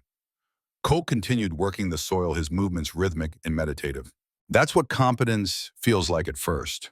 You're aware enough to recognize how much you don't know. Incompetent people think they are experts because they can't see their blind spots. You can see yours. That's progress. They sat in comfortable silence for several minutes. Night sounds filling the space between words. Somewhere a coyote called eerie ululation that spoke of wild things surviving in hostile territory. Finally, Sarah found the courage to ask what had been haunting her. Demon's Run is in 11 days. You're really planning to use yourself as bait. Colt's hands stilled in the dirt. Ghost has been talking. I overheard. Back when Clutch was still here. You said Diablo's planning something at the rally. You said we'd turn his trap into ours. Colt pulled his hands from the soil, wiped them on his jeans, the gesture buying time to organize thoughts. Diablo wants to eliminate Iron Wolf's leadership. Take our territory. Absorb our businesses. He thinks the rally is perfect cover because of the crowds, the neutral ground, the traditional truce that makes clubs lower their guard. He's planning to violate every rule of motorcycle culture to win. And you're planning what exactly to let him think his plan is working. To position our people where they can respond. To capture evidence of his operation and force him to back down or face consequences that destroy him. Sarah's stomach clenched. That's suicide. You're walking into an ambush, hoping you're faster or smarter or luckier than a man who spent months planning your death. Colt looked at her directly, his eyes holding depths of old war and older grief. Maybe. But I can't keep hiding behind walls waiting for him to make his move. Can't keep your family locked down forever. Can't let fear of dying prevent me from living. And I definitely can't let Viper and Diablo think they can threaten civilians without consequences. This ends at Demon's Run, one way or another. What about Ghost Bull? All the others who'll be there, you're risking them too. They volunteered, every single one. They know the stakes. They believe in what we're building, something better than what Diablo represents. Worth fighting for, worth dying for, if necessary. Sarah thought about Rebecca, about the phone call Colt hadn't answered, about the 2 years of guilt that had shaped every decision since. You're not trying to protect us. You're trying to redeem yourself. You think if you save me and my family, it'll somehow balance the scales for Rebecca. Colt flinched like she'd struck him, maybe. Probably. Does the motivation matter if the result is the same? It matters if you get yourself killed for the wrong reasons. Lily needs you, not as some martyr proving a point. As Uncle Wade, who shows her motorcycles and teaches her that good men exist even in dark places. Patricia needs you, someone who treats her with dignity instead of pity. And Sarah paused, struggling with vulnerability. I need you. Need to know that honor isn't extinct. That promises still matter. That choosing courage over safety wasn't the stupidest decision I've ever made. Colt was quiet for a long moment, studying her face in moonlight. I can't promise I'll survive Demon's Run. Too many variables. Too many things that could go wrong. But I can promise I'll fight like hell to come back. Because you're right, it's not just about redemption anymore. It's about the people who matter now, not just the person I failed before.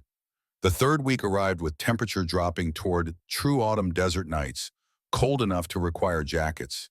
Days warm enough that training left everyone soaked with sweat. Sarah's body had adapted to the punishment, muscles developing definition she'd never possessed, reflexes sharpening confidence, building in increments. But Demon's Run loomed countdown, ticking toward violence that no amount of training could fully prepare her for. On day 19, Colt called a full church meeting. Sarah wasn't invited, but Ghost filled her in afterward, his expression grim. Boss laid out the plan. Demon's Run starts tomorrow. We're heading out at dawn. You, Lily, and Patricia stay here. Compound will have reduced security, but still adequate. This ends in 2 days. We come back victorious, or we don't come back at all. Sarah felt ice in her chest. I should be there. I can help. Ghost shook his head. You're not ready. 4 weeks of training doesn't make you a fighter. Makes you capable of basic defense. Big difference. You stay here where it's safe. Let us handle the war. What if something goes wrong? What if you need backup? Then backup won't matter. Either we win decisively or we lose catastrophically. There's no middle ground in the fight we're walking into. That night, Sarah barely slept. Lay in bed listening to Lily's breathing, knowing that tomorrow, dangerous men who'd become something like family would ride toward violence while she stayed behind with her daughter and mother in helpless fear. Dawn arrived cold and clear sky, the color of weapons-grade steel. Sarah stood in the compound yard watching iron wolves prepare. 19 men, total leather vests marking them as family weapons concealed, but present faces set with determination and carefully controlled fear. Colt approached last, his bike loaded with supplies, his expression calm, in the way men got before combat. He knelt beside Lily, who'd woken early and insisted on seeing them off. You remember what I promised, that I'd keep your family safe? Lily nodded solemnly. I'm keeping that promise, but I have to go away for a couple days. While I'm gone, you listen to your mom. You stay inside the compound. You trust the people I'm leaving here to protect you. Can you do that? I can. Will you come back? Colt's hesitation lasted microseconds, but Sarah caught it. I'm going to try very hard. But if I don't, you remember this. Your mom is the bravest person I've ever met. She saved my life when she didn't have to. She learned to fight even though she was terrified. She's going to keep you safe no matter what happens. You trust her. Okay? Lily hugged him, small arms wrapping around his neck. Come back, Uncle Wade. Please come back. Colt stood, emotion flickering across his face before discipline locked it away. He turned to Patricia, who'd emerged wrapped in a blanket against the morning cold. Mrs. Mitchell, I know you didn't ask for any of this. I know your daughter got dragged into my world through no fault of her own. But I want you to know I'd die before I'd let anything happen to them. That's not hyperbole. That's fact. Patricia studied him with the assessing gaze of someone who'd survived enough life to recognize truth when she heard it. I believe you. Bring yourself back too. Sarah needs good men in her life. God knows she's had enough of the other kind. Finally, Colt turned to Sarah. For a moment, neither spoke, communication happening in the space between words. Gratitude, fear, something else. Sarah couldn't name but felt like possibility. You saved my life in that diner. I'm going to Demon's Run to make sure that act meant something. That you didn't risk everything for a man who just postponed dying. Watch over my garden while I'm gone. Tomatoes need watering daily. Rebecca planted those. I'd hate to lose them. Sarah's voice came out rough. I'll water them. You come back and eat what they grow. Deal. Colt smiled, sad and genuine. Deal. Then he was mounting his bike, 19 engines roaring to life simultaneously, formation, pulling through the compound gates toward Route 66 and whatever waited at rally grounds 2 hours south. Sarah watched until exhaust fumes dissipated and engine noise faded to memory, leaving only silence and fear, and the impossible task of waiting while others fought battles she couldn't help win. The first day passed in excruciating slowness. Sarah watered Colt's garden, played card games with Lily, helped Patricia with physical therapy exercises, tried to read books that couldn't hold her attention. The 6 Iron Wolves members left behind for compound security moved through their duties with professional calm, but Sarah saw tension in shoulders, heard it in clipped radio communications. Night fell without news. Sarah lay awake staring at ceiling, imagining scenarios ranging from triumph to tragedy, unable to settle on hope or resignation. The second day brought text from Ghost at noon, brief and uninformative. In position, no contact yet. Rally opens at 5 p.m. Sarah showed Patricia, who squeezed her hand. No news is good news. They're alive. They're smart. They'll come home.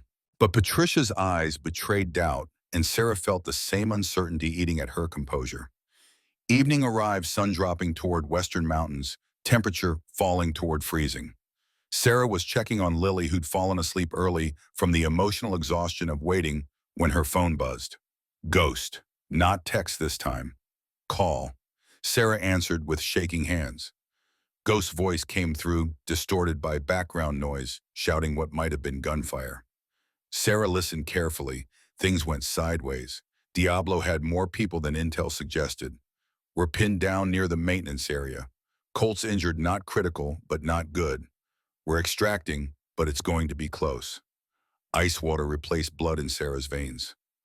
What do you need? Ghost's laugh held no humor. Nothing you can provide.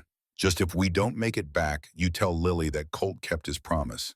He drew fire away from civilians, saved probably 30 people.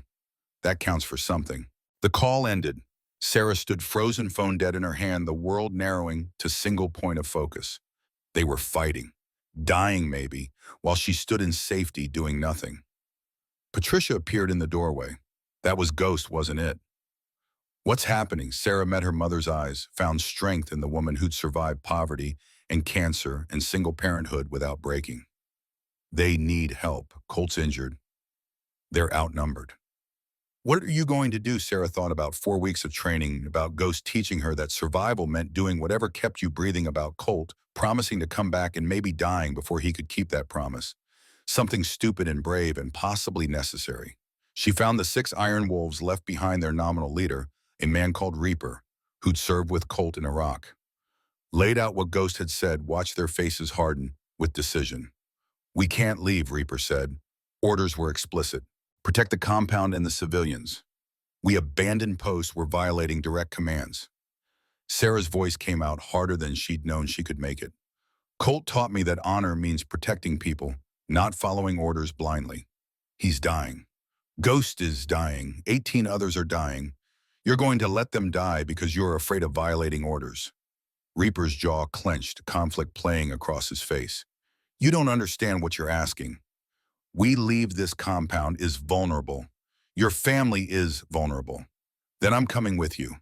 You leave 2 here for basic security. 4 of us go to Demon's Run. We extract our people. We come back. Simple. Reaper stared at her like she'd suggested flying to the moon. You've had 4 weeks of training. You're not a fighter. Sarah thought about everything these men had taught her, about the bruises and exhaustion and slow transformation from helpless to capable. Maybe not, but I can shoot straight enough. I can follow orders. And I can be one more body between bullets and the man who saved my life. That's all I'm offering. One more chance for them to survive. Reaper looked at his fellow guards, silent communication passing between combat veterans who understood sacrifice and brotherhood and impossible choices. 2 stay. Protect Mrs. Mitchell and Lily with your lives. 4 of us go. Sarah comes only if she follows every order without question. This isn't negotiation. This is war, understand? Sarah nodded, adrenaline replacing fear with crystalline focus. I understand. Let's go bring them home. The drive to Demon's Run took 90 minutes at speeds that bent legal limits. Sarah rode in the back of an SUV, body armor heavy on her chest, Glock 19 loaded and holstered at her hip, Ghost words echoing in memory. You fight to survive, not to win. Rally grounds appeared ahead, chaos visible even from distance. Flashing lights from police cars and ambulances, crowds scattering the organized event, descending into panic. Reaper parked 3 blocks away, approached on foot using darkness and confusion as cover. They found Ghost coordinating defensive positions behind parked bikes, blood staining his left arm, prosthetic hand flexing with servo damage. His eyes widened, seeing Sarah. What the hell are you doing here? Saving you, apparently. Where's Colt? Ghost pointed toward a maintenance building. Tactical situation becoming clear. Iron Wolves held the structure, maybe 15 of them wounded being treated inside. Nevada Vipers surrounded the position, maybe 30 strong, pinning them down with superior numbers. Diablo's already gone, fled when police showed up.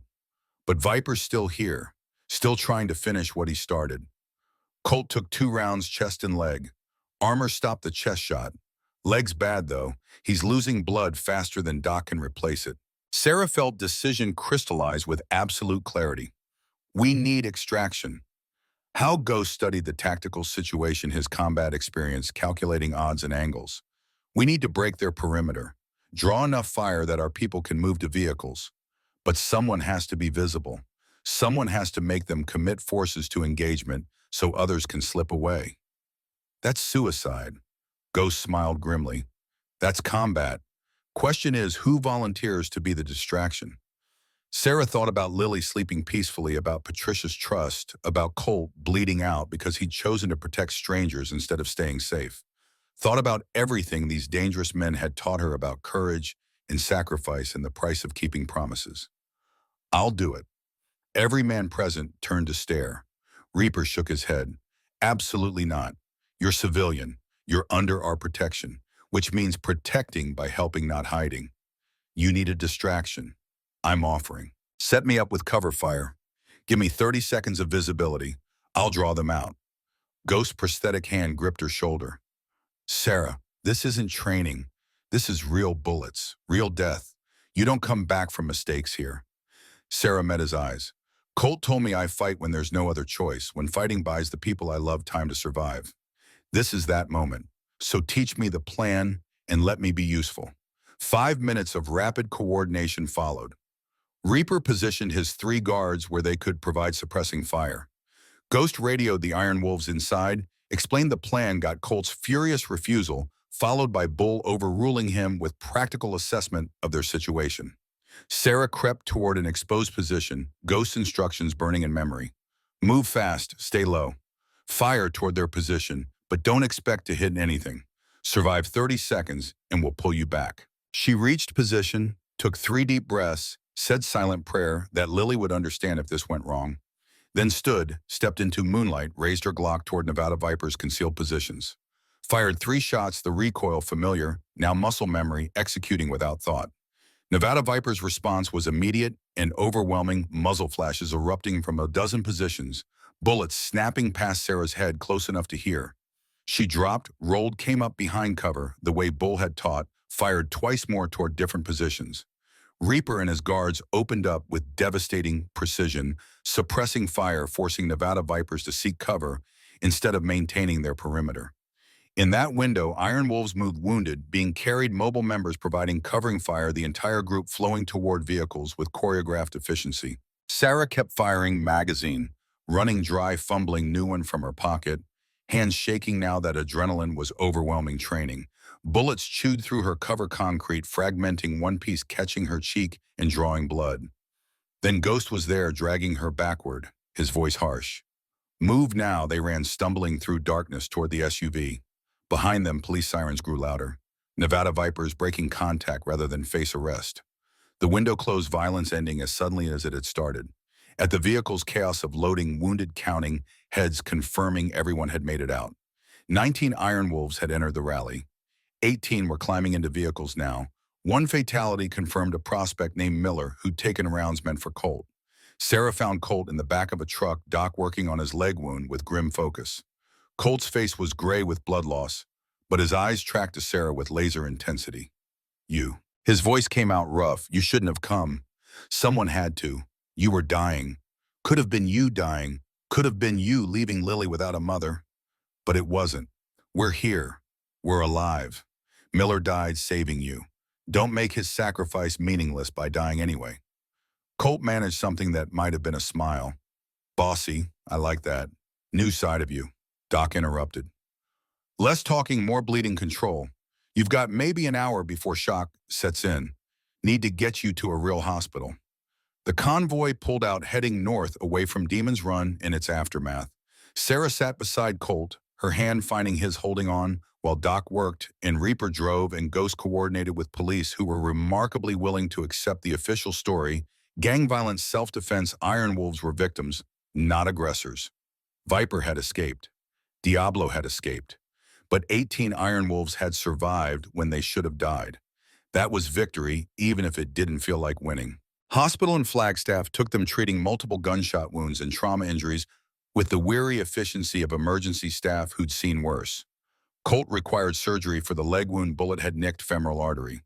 2 hours under anesthesia while Sarah sat in the waiting room exhausted and terrified and gradually realizing she'd just participated in a gunfight and survived. Patricia called at midnight, voice tight with controlled panic.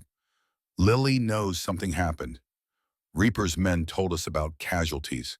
Is my daughter alive? Sarah's voice broke. I'm alive. Colt's in surgery but stable. We're coming home soon. Mom, I'm so sorry.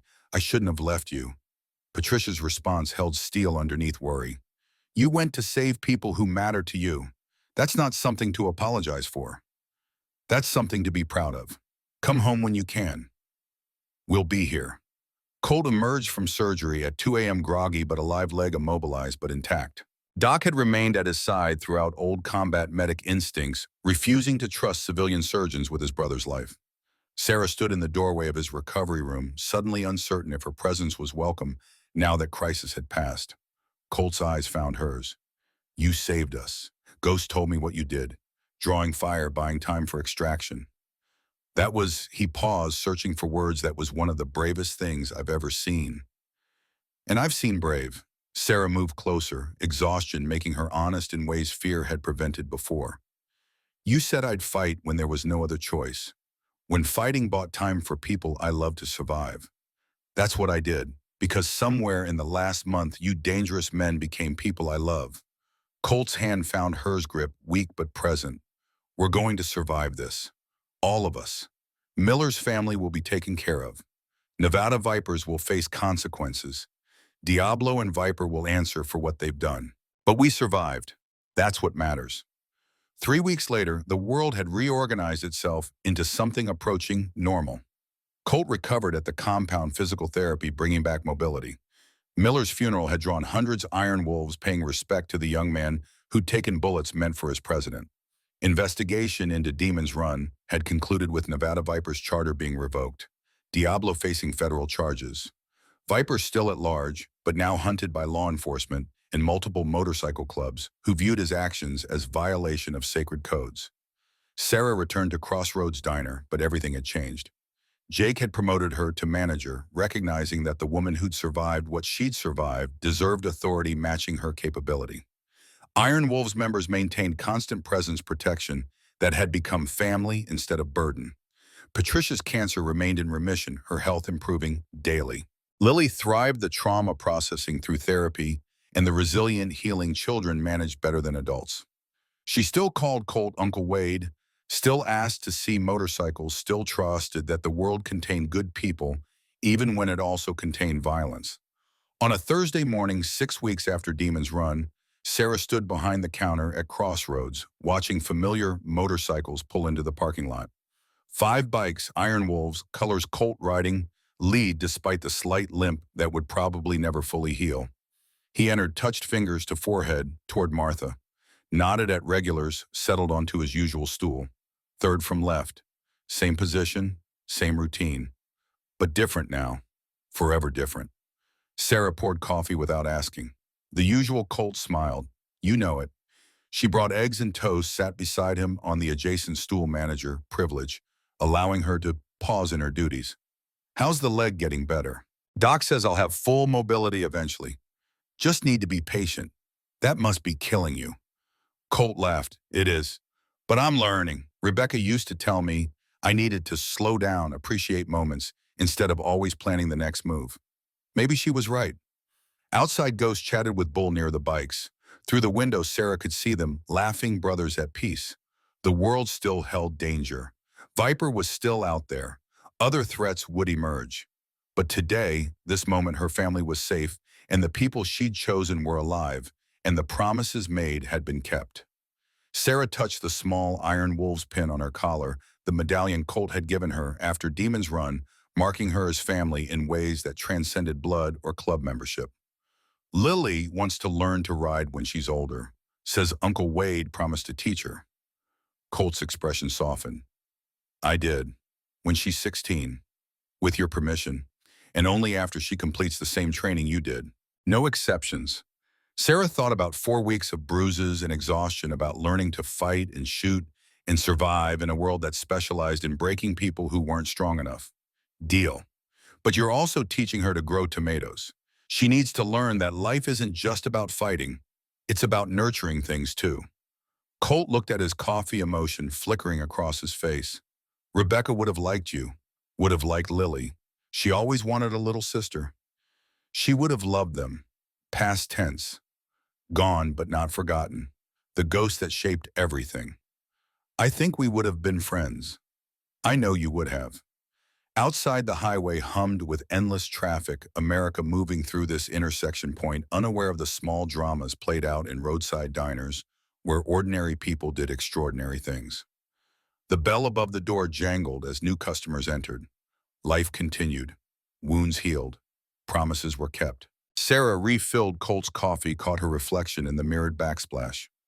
Not the terrified waitress who'd overheard murder being planned, not the helpless victim who'd needed saving, but someone who'd chosen courage, found family, learned to fight for what mattered, and discovered that honor existed even in the darkest corners of broken worlds. The Crossroads Diner stood at the intersection of Route 66 and County Road 12, where past met future, where danger became safety, where two whispered words had changed everything. And inside, over coffee and eggs and the simple ritual of Thursday morning breakfast, a family forged in violence and sealed in loyalty proved that sometimes the people you choose become the ones who save you. Sometimes courage is whispering warnings to strangers. Sometimes it's learning to fight when everything in you wants to hide. Sometimes it's standing in moonlight, drawing fire so others can escape. Sometimes it's just showing up day after day, keeping promises, growing tomatoes, teaching children that good men exist even when the world suggests otherwise. Sarah Mitchell had wanted safety. What she'd found was family. Not the family she'd imagined, but the family she'd needed. The family that had needed her. The family worth fighting for. And that in the end was everything that mattered.